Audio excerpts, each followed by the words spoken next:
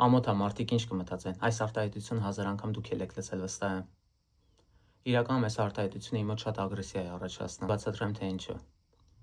Շատ հաճախ այս դաստիարակությունը սովետի ժամանակվանից եկած է, որտեղ որ ավելի շատ դիմացիների մասին էին մտածում, քան հենց անձի մասին։ Այսինքն անձը այստեղ չէր կարևորվում, կարևորը սոցիալական միջավայրն էր, մարդիկ ինչ կասեն, ու մեծը միշտ ճիշտ էր։ Մի առակ պատմեմ այն մասին, որ մարդկանց կարծիքը միշտ չէ, որ պետք է հաշվի առնել։ Մեկ անգամ հայր եւ որդի եշով ճանապարհ են գնում,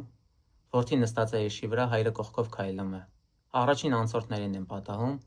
եւ սրանք ասում են նայեք այս որդուն, որ չի ամաչում, ինքը նստել է եշի վրա եւ հայրը կողքով քայլում է։ Որդին այս խոսքերից նեղվելով իջնում է եշի վրայից, եւ հայրն է նստում եշի վրա։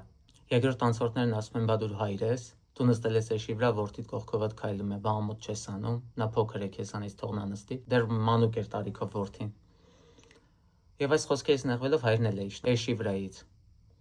Հայր եւ որդի եշի կողքով քայլելով գնում են, երրորդ ճամփորդներին են պատահում։ Եվ սրանք ասում են՝ բա դուք էշ չեք, էշ ունեք, չեք նստում եշի վրա, օգտագործեք եշին գոնե։ Եվ չորրորդ անցորդներին ինչ կհանդիպեն, հայր եւ որդի երկուսով եշի վրա են նստում։ Չորրորդ անցորդները պատահում են եւ ասում են՝ բա դուք չեք ամաչում, այս եշին այսքան բռնել։ Մինչև 5-րդ անցորդներին հանդիպելը հայրը ասում է՝ ես հասկացա հիմա։ Եթե լսես ուրիշներին, ստիպված պետքա գրկես քո եշին։ Այսինքն սա միակ տարբերակն էր, որ մարդիկ չէին խոսի իր մասին։ Այնպես որ եթե դուք ուզում եք ձեր կյանքով չապրեք,